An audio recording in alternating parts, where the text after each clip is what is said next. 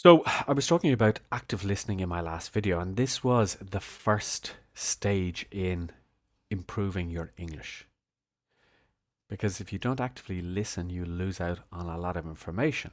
And in this video, I want to talk about another important step, and that is minding your language. Now, what do I mean by that? Well, did you know that there are different formalities of language in the English language? And the most common that we have are formal and informal.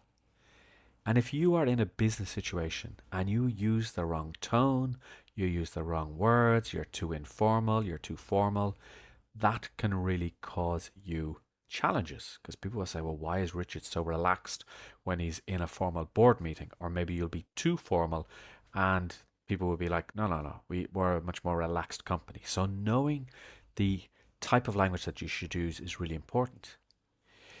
But then there are things like, do you use the passive voice? Do you use the active voice? When should you use those? And what about phrasal verbs and buzzwords and idioms? Should you actually use those? Well, a lot of the times, and there's a huge argument amongst language coaches about this, phrasal verbs and idioms are really, really important. A lot of people say, no, they aren't. And I say, yes, they are. Because with phrasal verbs, you can say things quicker. You don't have to use a long sentence to say, please, can you review this and let me know your thoughts on what I've just written. You just say, can I run something past you? And that tells me exactly what I need to do. But if you don't know that phrasal verb, then you don't know what the person is talking about. What about idioms? Let's hit the ground running. Such a overused and cliched idiom in business English, but one that's very important. And it means to start the project at full force, that you're not just starting the project and then it takes 2 weeks before it actually gets off the ground. Another phrase there that's very useful.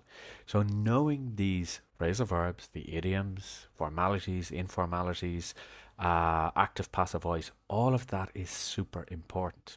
Now, in the next video, I'm going to talk a little bit about what you need to know when it comes to meetings.